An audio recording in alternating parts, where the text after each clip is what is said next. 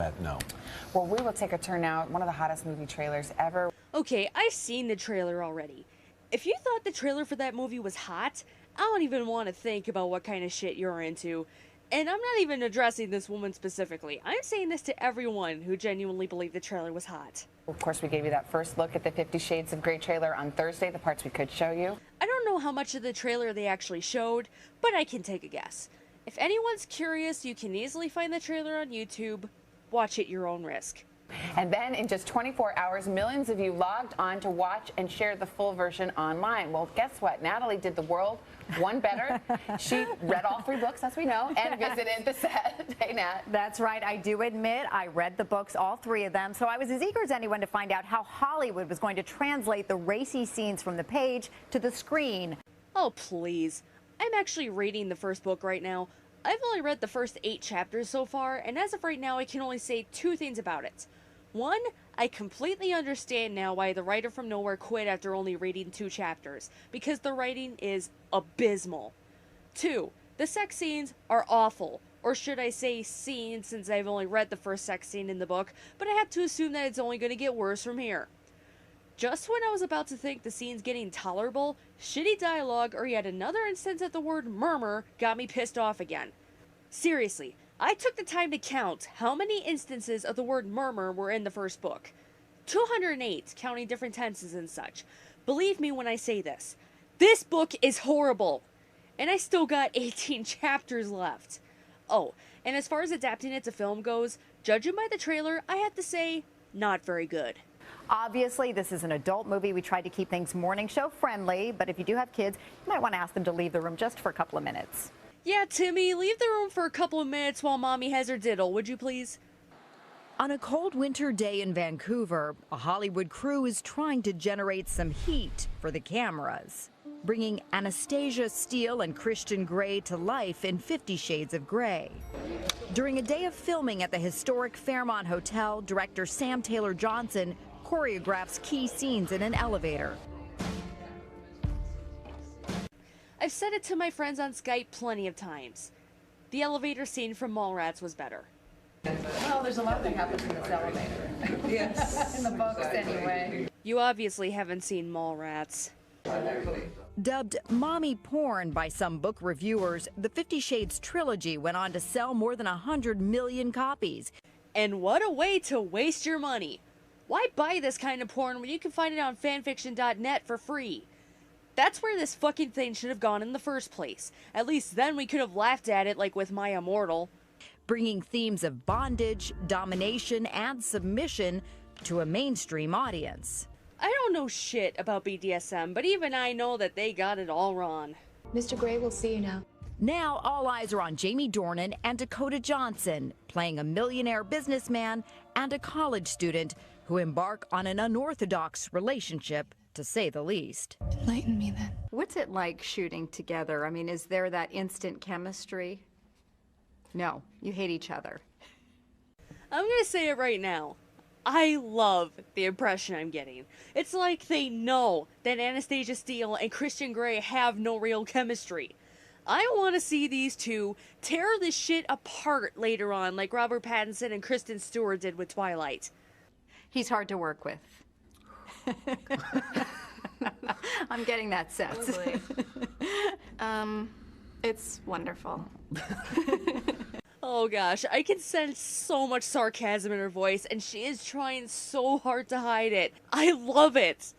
Johnson is the daughter of actors Don Johnson and Melanie Griffith. You don't know my name, do you? Even though she already has more than a dozen film and TV credits, she knows Anastasia is her breakthrough role.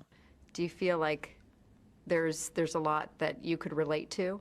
I can see myself in her. I can see a lot of her in me. Isn't that kind of the point of the character? She's based on Bella Swan, the most infamous Mary Sue ever.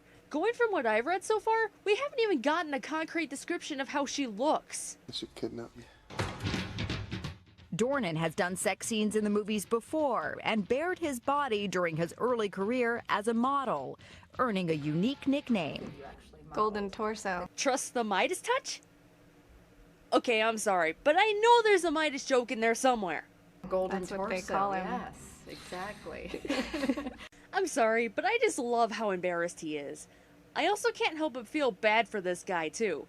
He's trying to make it into acting, and I get the feeling that he's just so desperate that he's willing to do this role just because it'll get his name out there and it'll make him a lot of money. And he was brought on as a replacement.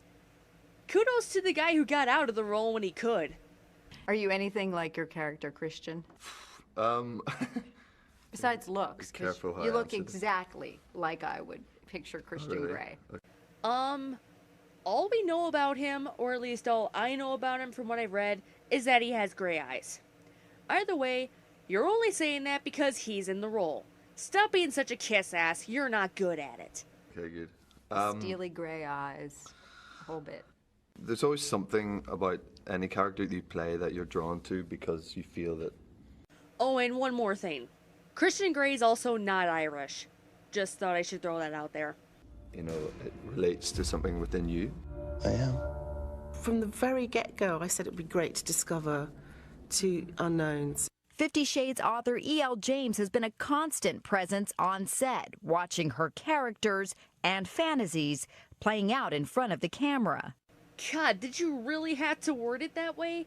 It makes me think like this concept was a wet dream of hers that she just happened to have decided to write, edit, I use that term loosely by the way, and publish. Oh wait! I gotta ask about the sex. It's happening. It's happening. Oh yeah, it's happening. But is it going to be a watered down happening, or is it really Well, a bit happening? I haven't seen wasn't particularly watered down. Yeah, I thought it was interesting. I know about some of the other sex scenes in the series. Dear God, please water it down.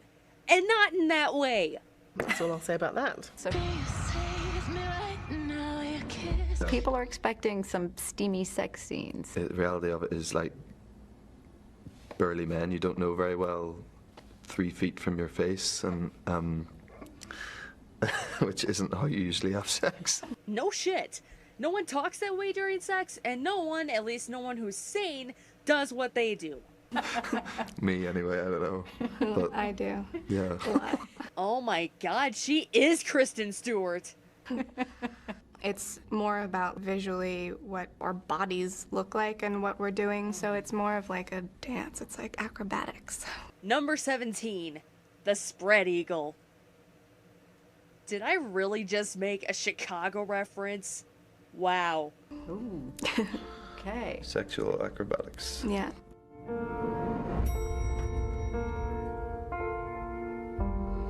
I think people are going to be really, really pleasantly surprised with what we've done. So I'm looking forward to that day when people can finally see it all.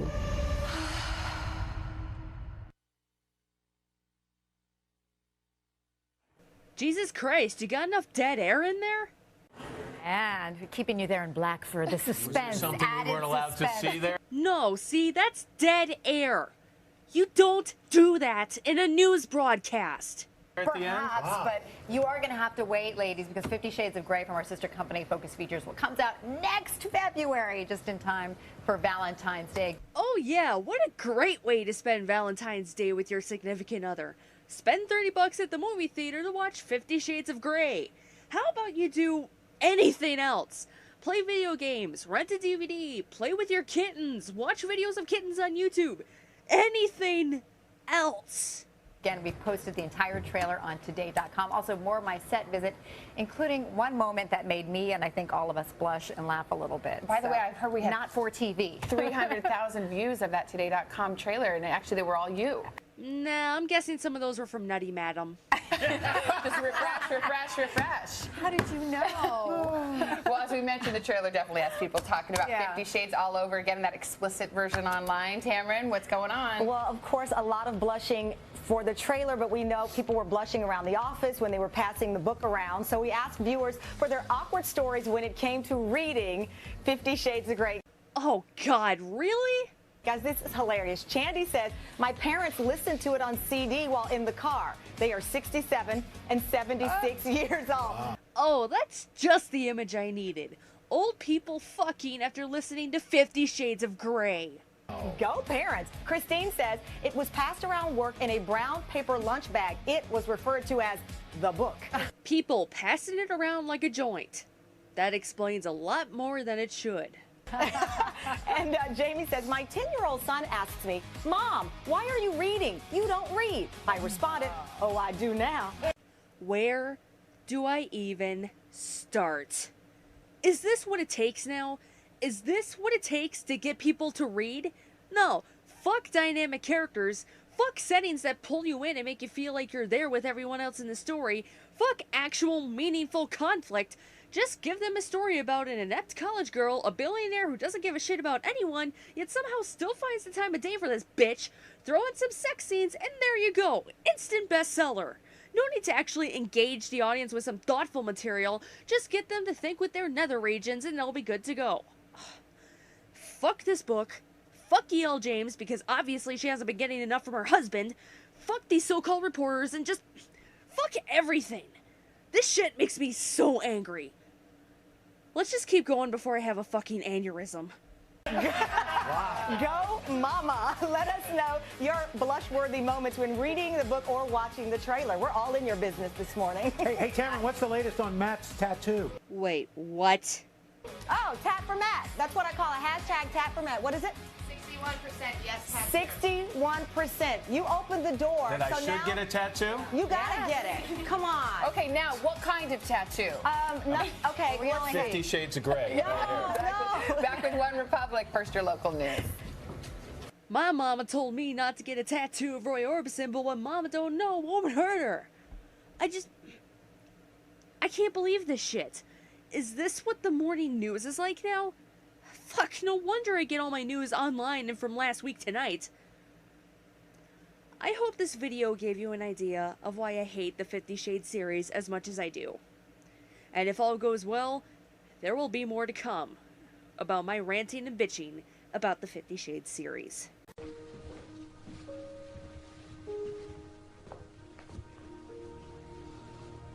It's just beyond this door. What is? My playroom. Like your Xbox and stuff? It's important that you know you can leave at any time. Why? What's in there? I meant what I said. The helicopter's on standby to take you whenever you want to go. Couldn't you just open the door? Dear Lord, these two are so fucking wooden that I get the feeling actual planks of wood would have done a better job. Not that I can say it's their fault. I think this clip gives you a good taste of how poorly written the dialogue in this book is. Also, I think Mr. Dornan's accent is slipping.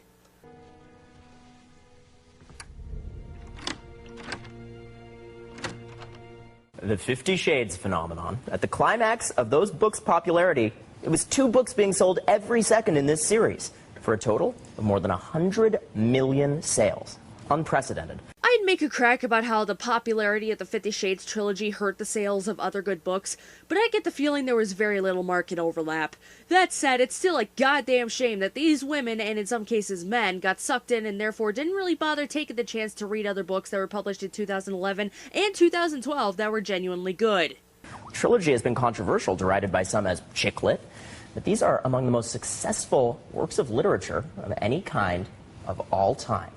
Okay, how many times does this kind of thing come up? So many fucking times stuff like this comes up where the only thing I can say in response is, hey, just because something is popular doesn't mean it's good. Seriously though, popularity doesn't equal quality. There can be a difference between books that are good and books we like. And not just books either. It can also apply to movies, TV shows, comics, web shows, video games, whatever. For example, I used to be a fan of the Southern Vampire Mysteries, also known as the Sookie Stackhouse novels, by Charlaine Harris. They were far from the most well-written pieces I've read over the years, but I still enjoyed them, mainly because it presented a nice twist on vampire lore. I really can't say there was anything that made me lose interest suddenly. Granted, I read very few of the books. I just lost track of them in college and gradually stopped caring. As far as not liking well-written books, I found reading Wuthering Heights to be a chore. I can't deny that it was well-written and a great example of a gothic romance, but what killed it for me was that there wasn't a single character in that book that I liked. I can only assume that it was intentional, however, since it spends a lot of time going into why the relationship between Heathcliff and Catherine was unhealthy. And now, it's looking to be a movie phenomenon, a red-hot debut projected for Valentine's Day weekend. Online box office site Fandango says it's already the fastest-selling R-rated film in the company's 15-year history. I'm sorry, but I need to play this back. I love how there are some men in this crowd here and they all look extremely uncomfortable. One guy at least tries to smile for the camera, but you can tell it's forced. And the others don't even try to hide their discomfort. They're all like, "Dear God, get me out of here!" This is all a big change for the woman behind the sensation. Turns out the dom of S&M Publishing, a suburban British mother, in decades-long marriage. Erica Mitchell, the woman you might know as E.L. James, is with us now. Thank you so much for doing this. I know that you are not in front of the camera a lot, and I know that you've been crazed with publicity, so I really appreciate it. It's an important story to tell because it has changed the world of what people expect from books, and this particular subject has changed so much. To the detriment of readers and people who will forever view BDSM as a crazy thing, thanks to E.L. James presenting an abusive relationship as romantic, not doing her research when it comes to BDSM, and portraying the BDSM culture as consisting of people who are fucked up in the head, and that they're only into BDSM because they were abused. Christian Grey describes himself as having been in an extended dom-sub relationship with a woman for 6 years from the time he was 15. Basically meaning he was raped and abused from the time he was 15 to the time he was 21. And because of that, he sees this bullshit and abuse he's perpetuating as totally okay. It is not okay for him to do it now, and it wasn't okay for him to have been subject to it when he was a teenager. Newsflash, age of consent exists for a goddamn reason. The point is that he wouldn't have been able to truly understand what that kind of relationship entailed. I looked ahead a bit, and before someone wants to use the argument of he may have been from a different country with different age of consent laws, Christian Grey is American. Based on what I looked into, he never even left the US, and the lowest age of consent found in some of the states is 16. Given that he was born in Michigan but his adoptive family moved to Washington during his childhood, I looked up the age of consent for Washington.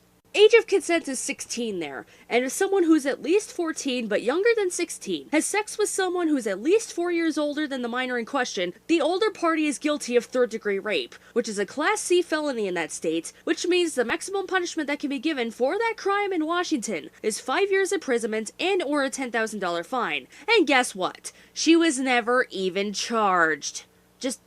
Let's just get back to the video. But I want to talk to you about who Erica was before the 50 Shades phenomenon. Erica was a very happy old woman working in television. So she's very uncomfortable being in front of the camera because she's much, much happier being behind it. And much more used to being behind it. Then why are you agreeing to do all these interviews? I'm not even trying to be mean here. This is an honest question. There is nothing, absolutely nothing, stopping E.L. James from declining to be interviewed. There are plenty of writers and other artists out there who have created works that are famous all around the world, yet refuse to be interviewed. One example of such a popular author who refuses to be interviewed is Thomas Harris, author of Red Dragon, The Silence of the Lambs, and such. He hasn't given an interview since 1976, and I feel the need to mention that's from before he even wrote Red Dragon. His first novel was Black Sunday, which was written in 1975 and has nothing to do with the character of Hannibal Lecter.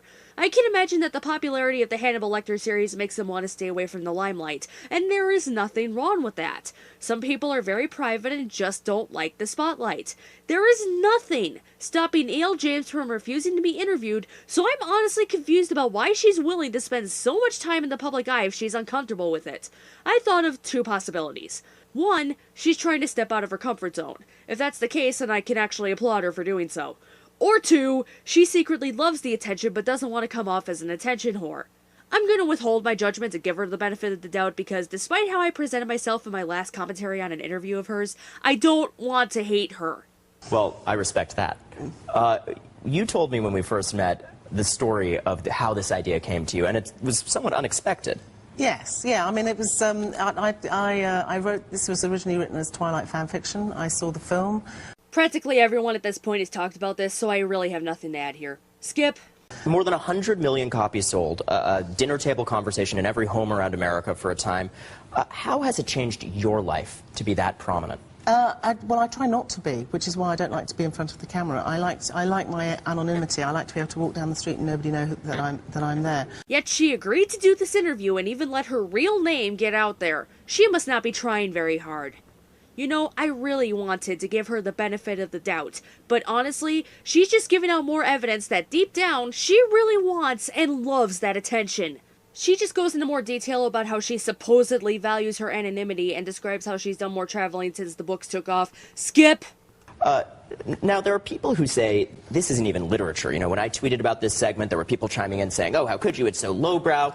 And yet, it has been transformative. It has essentially proved that there can be this kind of massive scale literary work at this point. Are you proud of the books? I think, yes, of course. I mean, I wrote them for myself, essentially, so I only had me to please, and I did. I think what's been extraordinary is that other women have picked them up and really adore them. I've said it before, and I'll say it again.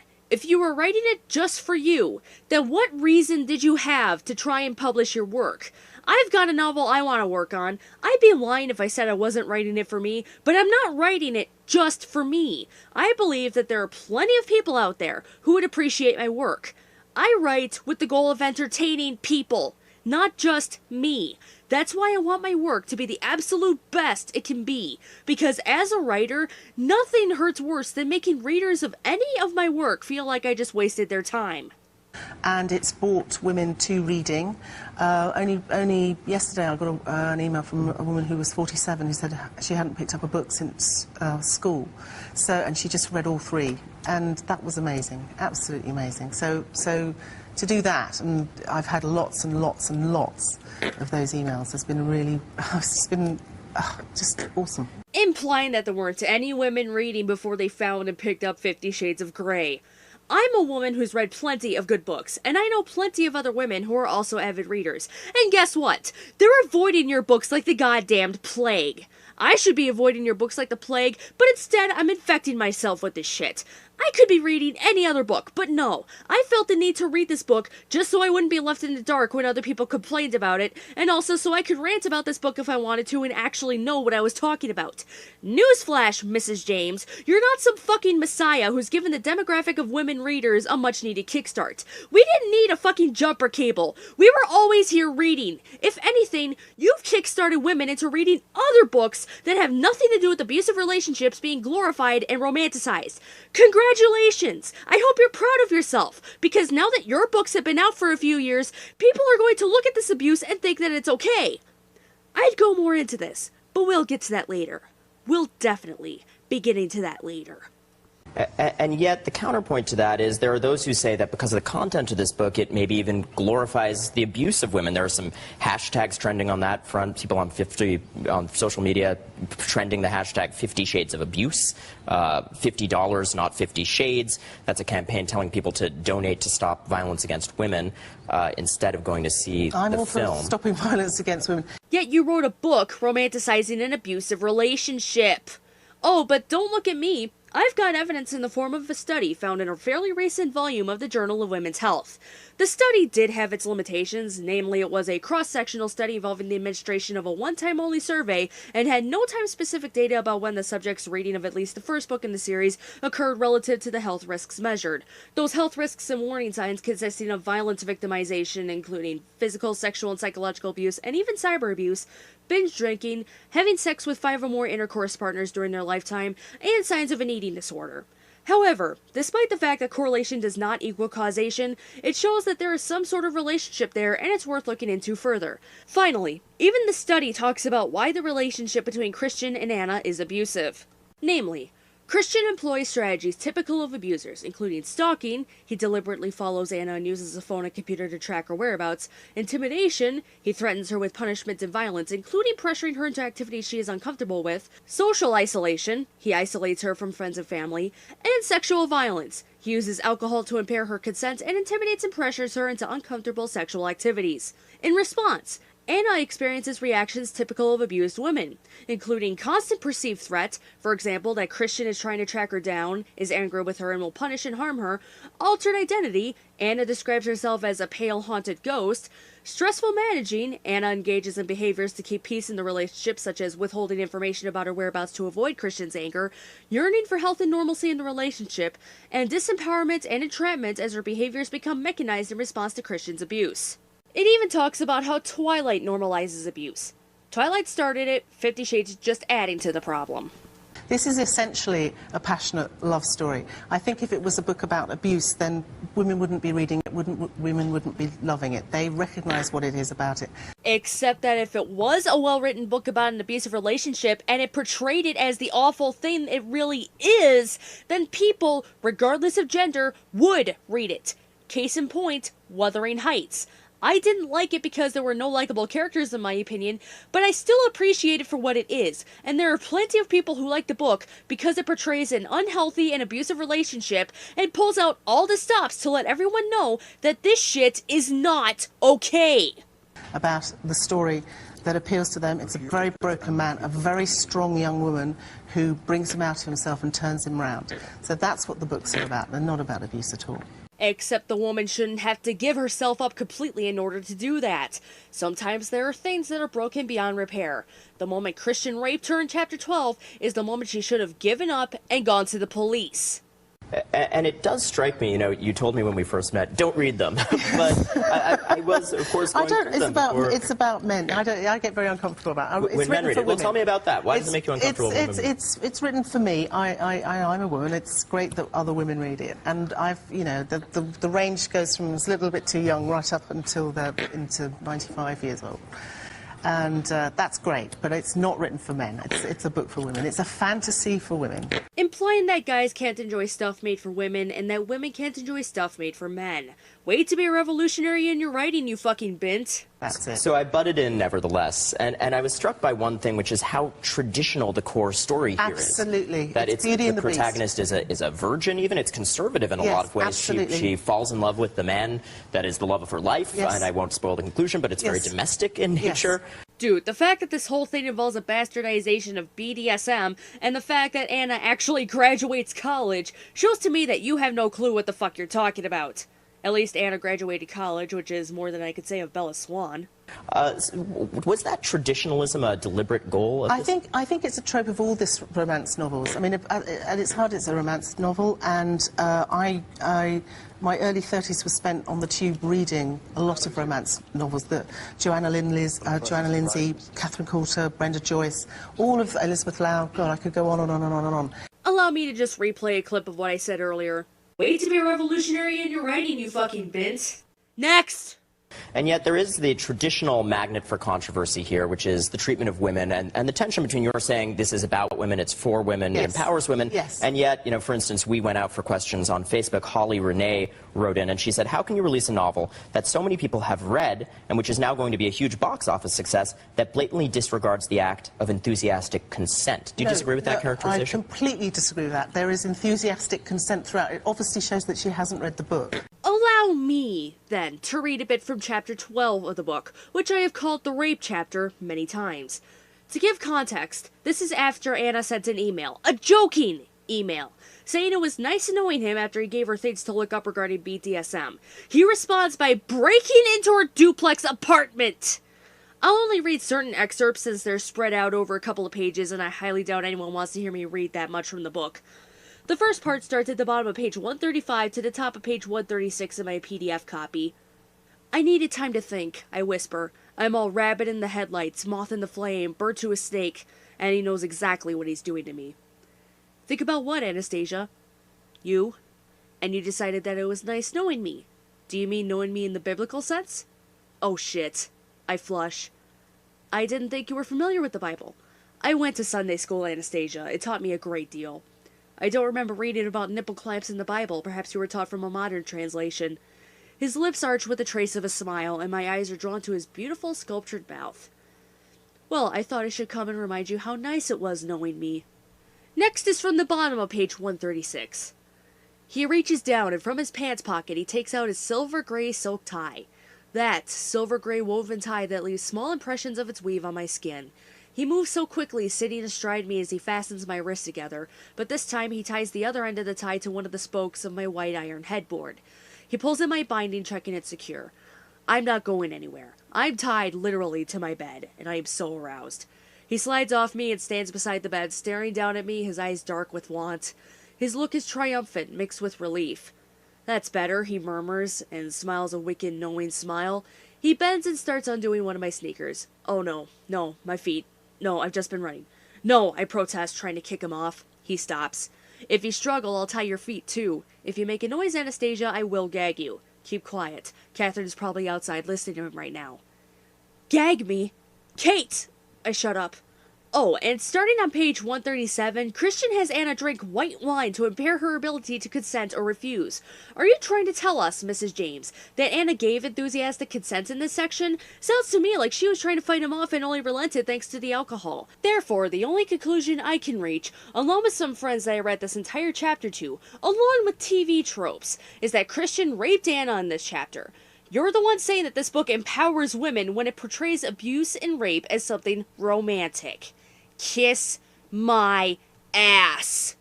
So there is enthusiasm. And it is true, there are a lot of people who talk about this. Yes, I know, and they haven't read it. So there is enthusiasm. It's Anna is enthusiastic. Trust me.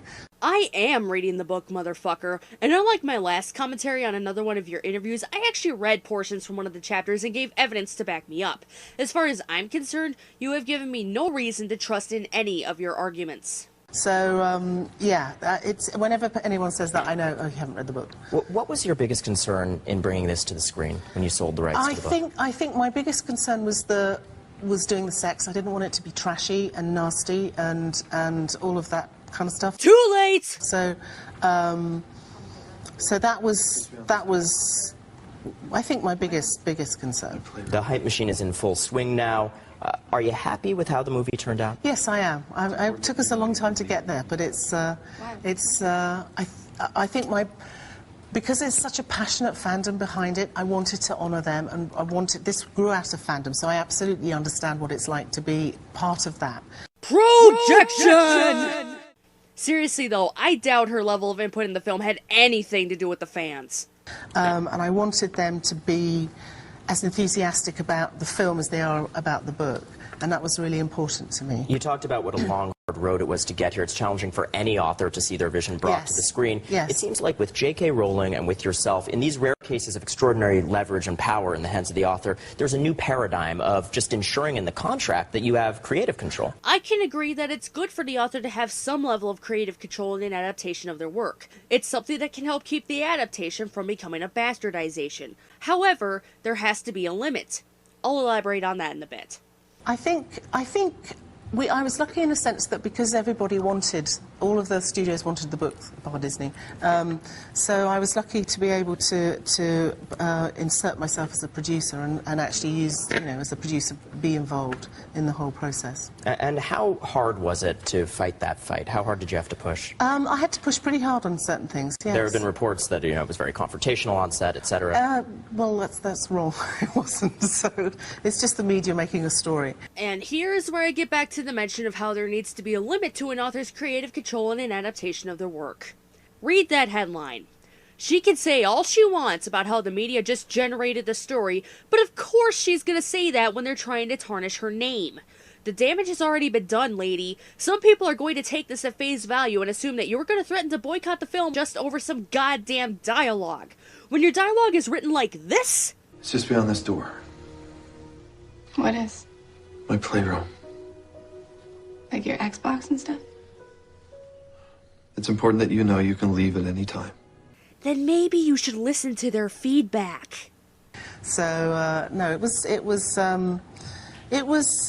hard in places, but you have several creative individuals in a room. Of course, the people are going to butt heads. Implying that two writers can't come to a compromise or agree on something at the very beginning, which is complete bullshit. But go on. And that's exactly what happened. But it's great that what we ended up with is what the fans will be pleased with. Projection, projection, projection. Sorry, hero. What, would you rather I just play back my projection clip again? Now, one of the striking things about how the movie is being received is the Bible Belt is very, very excited. Some conservative communities really going after this. Ticket sales in Mississippi nearly 4 times what's expected, according to Fandango. What has 50 Shades taught us about tastes here in America? That Twilight has molded and damaged so many young girls into thinking that abuse and stalking are a-okay, and that apparently physical and sexual abuse is just the next logical step and something you just have to deal with. Women love a good love story. Keep deluding yourself into thinking you made a good love story, lady. Twilight has damaged so many young girls through molding them into thinking that abuse is okay, and 50 Shades of Grey is just making it worse for those young girls who have grown up by the time 50 Shades was published. They go from, oh, he only tore the engine out of my car to protect me, to, oh, rape is sexy. Yeah. and this is that. Yes. So on that front, I'll close with another question from social media. Can you see it with your mother? This is what one fan asked. Yes, yes, I could. Yes, All right. I would do it with my mother. Wow, you have no shame at all, do you? E.L. James, it's a real pleasure every time. And despite the alleged camera fear, you were extremely eloquent on this subject. Thank you very much. Thank you so Thank much. you. And good luck with the premiere of the movie. And, of course, a disclaimer, 50 Shades of Grey, a product of Focus Features. It's also being distributed by NBC Universal. That's our parent company here at MSNBC. But this is a story that actually personally interested me. Of all the things to report on, of all the fucking things to devote your broadcasting time to, you decided it was best to take the time to interview E.L. James to hype up the 50 Shades of Grey movie. Are you fucking serious, mate? Was it really that slow of a news day? I'll give you your answer right now. No, it fucking wasn't! You could have reported on ISIS and the hostage situation. You could have reported on the trouble in Damascus. You could have reported on the measles outbreak. You could have talked about the rebels in Ukraine. You could have even talked about the apparent murder-suicide at the University of South Carolina. To put it in perspective, this interview happened February 6th, a week ago at the time of this recording. A lot of shit went down. Farrow had so much other shit he could have talked about during his show, but he decided to devote his time to interviewing a hack writer. Way to show off your journalistic priorities, you fucking jackass. Please welcome E.L. James.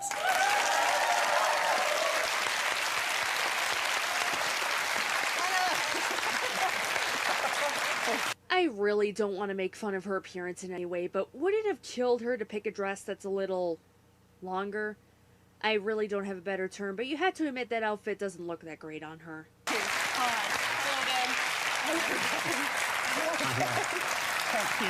Thank you. Sit down here, please. Welcome. Did you see the clip? Did you see that people are blushing when they're reading from a book? I was blushing just watching it, and I didn't even understand it. So yes, it was it was very funny. You know what else is very funny? The fact that this so-called book series topped bestseller lists. You know what's not funny? Her jokes. When you travel around with this book, do you have to read from it yourself? No. And before she talks about how it caused her pain because of how horribly written it was. You don't. It's quite common that authors will read their own. I've only ever done it once, and it was that was a very interesting occasion, and I haven't had to do it again. I just take question and answers usually. That's what I like to do. So in other words, this is not your vocabulary in a way. It's not. It's not. This is a fantasy that that I wrote, and I didn't expect it to be everyone else's fantasy as well. Really? Just your fantasy? If you really didn't expect people to latch onto it like they did, then deep down you must realize that your series isn't all that great. If you realize this, then why the fuck did you publish any of it? Do you have a picture of who your readers are? Do you know who your readers are? My readers are mainly women, but they range from college students right up to 80 and 90-year-old women. First off, the college student part doesn't surprise me. Like I said many times before, the biggest reason the 50 Shades series even took off like it did was that it was released 6 years after the first Twilight book, meaning that a big factor in the popularity of the 50 Shades series is the fact that the Twilight fan brats got older. Second of all, Jesus Christ, stop talking about the old people reading the series. The very last thing anyone needs is the image of old people fucking after reading that shit. It's across the board. And now I'm getting men reading it as well, which is really embarrassing. Again, if you're embarrassed that all these people are reading it, you should never have fucking published it. Yes, but it's really funny. Ask anyone who's reading the book, and for every person who likes it, you'll have a handful who despise it. I'm reading the first book right now, and the reason it's taking me so long is that it's basically akin to torture. What do they want? What do they want? Your readers? They just want a good tale. They want a ripping yarn. Yeah, they also want to rip someone else's yarn, if you know what I mean. That was awful, I apologize. You know, it's basically a love story, and that's why I think that's what, with some kinky sex in it, which I think, A love story with kinky sex? More like a story with romanticized abuse and rape. If she hasn't realized this by now, then there is no hope for this woman. If you take this panel, Yes.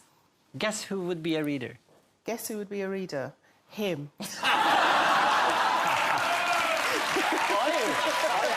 Again with the older people reading that. Just fucking stop. No, but I'm definitely going to do it. You would never admit it. That's the thing. Yeah, of course I would.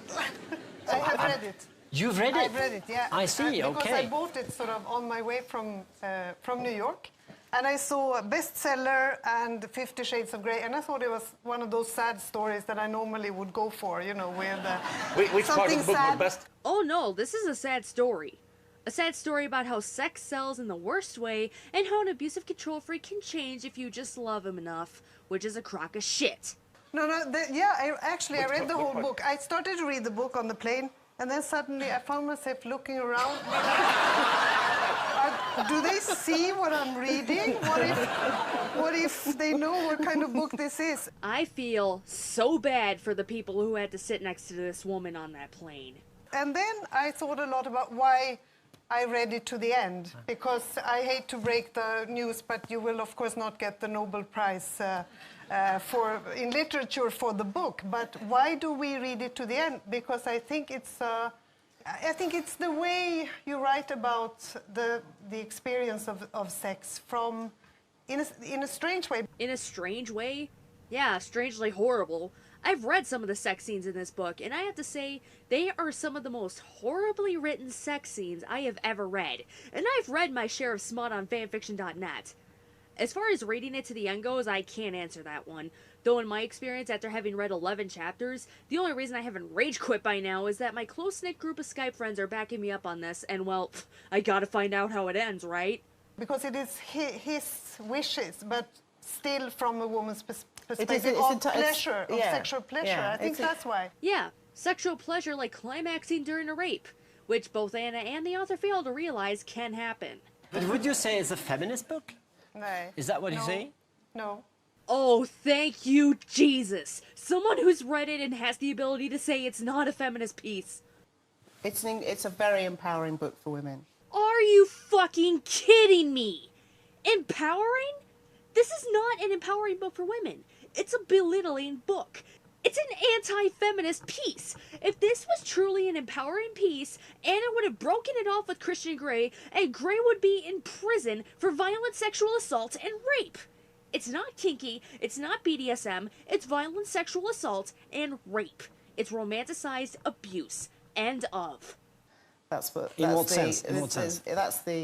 That's the feedback that I'm getting. And if you've only read the first one, then you'll know that you need to read the whole trilogy. And this young woman, discovers herself. She is not discovering herself. She is not finding herself. She's changing for someone else who's not even worth that kind of effort to begin with. And that's not counting the fact that if you have to completely change yourself in order to be with someone, there's a problem with that relationship. Her own sexuality, how she can live with this particular man, and I just can't believe this shit right now.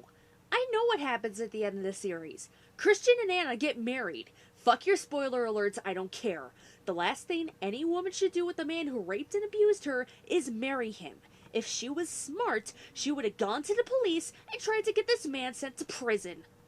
And she becomes incredibly strong. She's incredibly strong from the beginning. No, she's not. She lets Christian do whatever the fuck he wants with her. If she was as strong as you say she is from the start, she would have gotten the hell out of Dodge before she ever signed the fucking non-disclosure agreement. But that's not obvious, and he seems to be the strong one. And abusive, and controlling, and an overall psychopathic man-child. But he isn't, and that's the whole twist in the story. What, you mean the twist about how broken he is because of the sexual abuse he went through for 6 years, starting from when he was 15 years old? A billionaire. So, yes, it involves. Yes, actually, it's about. He's not unlike you. He's rich. He's but tall. you can buy any tool you want. He's very powerful. He could be like. Yes, definitely. I had some sort of clever joke about Republicans, but then I lost it. As you envisioned. Oh, absolutely. I'm sorry, as you envisioned? Have you forgotten that this piece of shit that you wrote was based on a fan fiction you wrote that was based on Twilight? From what I know about the original fanfic, you changed almost nothing about the main characters aside from their names. Really, all that was changed was that Anna is more stupid than Bella, and Christian's more of an abusive control freak than Edward. I have never met her before. I never met her before, so it's not me. And this fucking audience is applauding here. Where's the guy throwing the shoes when you need them? Could it also be? You describe him as a dream man. Mr. Grey. He is to Anna. Yes. How stupid can Anna be? There's your answer. Would he be your dream man as well? Yeah, definitely. So is your husband the model, or? No. I feel so bad for her husband and children. This woman is basically a British non-Mormon version of Stephanie Meyer. In a word. No, my husband, no, he's a dream man on paper. That's it. He's a fantasy. He's a fantasy man, and he's fantastic on paper. To live with him would be a real nightmare, I think. Bitch, Christian Grey doesn't even look great on paper. He's an abusive asshole, he's a control freak, and most importantly, he was written by you. I live with the right one. you have two sons, teenage? I have 2 teenage boys, yes. Are they proud? They're amazingly proud. I am so calling bullshit. If anything, they're probably fucking embarrassed to be your kids. They're amazingly proud and amazingly supportive. Have they read? No. Ha! They're teenage boys. Show me a teenage boy that reads. Wow, stereotypical much? Also, if they're reading, they're probably reading better stuff, because I'm willing to bet that they think your books are pieces of shit and are too nice to say that to your face. Furthermore, I've got a Skype friend who says you're full of shit because he's been collecting fantasy books since high school, and another Skype friend who's been an avid reader since he was 7 years old. There are nerdy teenage boys and young men who love reading. Fuck you very much. And isn't stuck to his PlayStation or YouTube or, you know, all of these other things that 21st century children have at their disposal. How has it changed your life? I've got a lot more air miles now. And that's about it, really. So it's changed your life because you get the chance to travel more? Yeah, okay. I still have to do the laundry and, you know, all of that kind of stuff. But you don't have to do the laundry, you know, you can hire someone now. Yeah, but that takes time. Oh, look, another thing she has in common with Stephanie Meyer. Laziness. I haven't had any time. I mean, I can do it. I really don't want you going through my laundry. Can I just say that right now? I don't think anyone else does either, so thanks for that at least. But it's just, you know, with the books only came out in paperback in April of this year. It's now September, and in that time we've gone into 45 languages. We've got a film deal. There's a CD of the, you know, just come out. It's incredible. And it's, I'm sitting there going, what the fuck? What happened is that you wrote a piece of shit book series that happened to hit it big. Whatever fates are smiling on you are a bunch of capricious cunts. I have to say that right now. Though you could argue that the fates are capricious cunts anyways, but that's beside the point. You probably never have to work again if you don't want to. No, I don't have to work again if I don't want to. That's right. Oh, please retire now. Please don't write any more crap and infect the shelves of our bookstores and the pages of our ebook websites. Have you considered to buy a football team? If you're referencing what I think you're referencing, dude, screw you. Though I have to at least appreciate that you didn't reference them by name, because that would just be an insult to them. I'd rather stick needles in my eyes, frankly. Sorry about that. Well, we can talk later. We can talk Okay. later, yeah. Well, someone doesn't like soccer. I don't give a shit about it, but I wouldn't go that far. So what is your plan now for the future? Who are you in like 10 years? In 10 years. Are you a writer then, or are you? Hopefully, yeah. Please don't. Yeah, I want to rewrite the first 2 novels that I've got. I've got 5 ideas for other novels, and people are asking for the 4th book in the trilogy. Okay, those fantards need to shut the fuck up. A trilogy's a trilogy. There will never be a 4th book. So I have to try and think about that. Fuck the fantards, okay? They don't need more. I mean, I just wanted to say something, maybe a serious point to this book, because as you know, I've been working for 2 years on conflict-related sexual violence. That is, rape being used as a weapon or a strategy in wars and conflicts.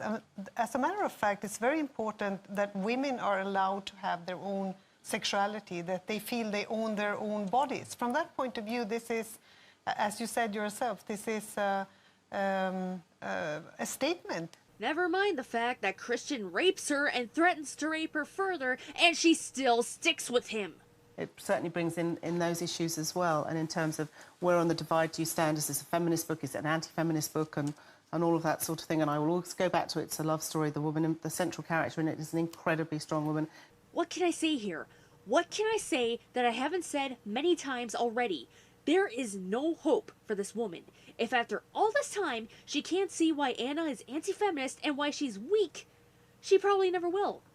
E.L. James is delusional, people. You've seen it here for yourselves. She engages in safe, sane, consensual, legal sex. Of which the sex is none of the above.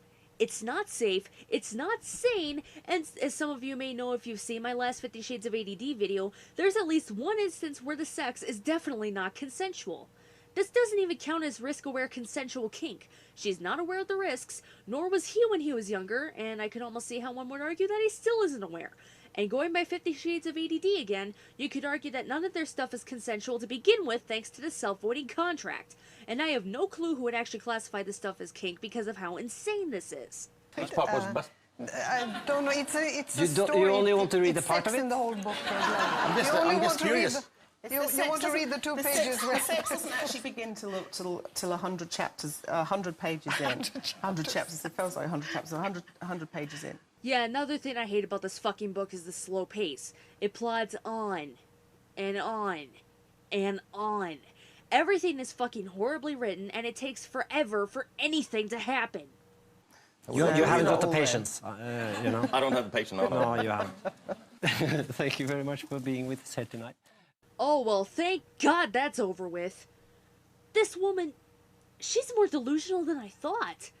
I still can't get over the fact that she honestly believes that Gray is a broken man worthy of redemption and that Anastasia is a strong woman.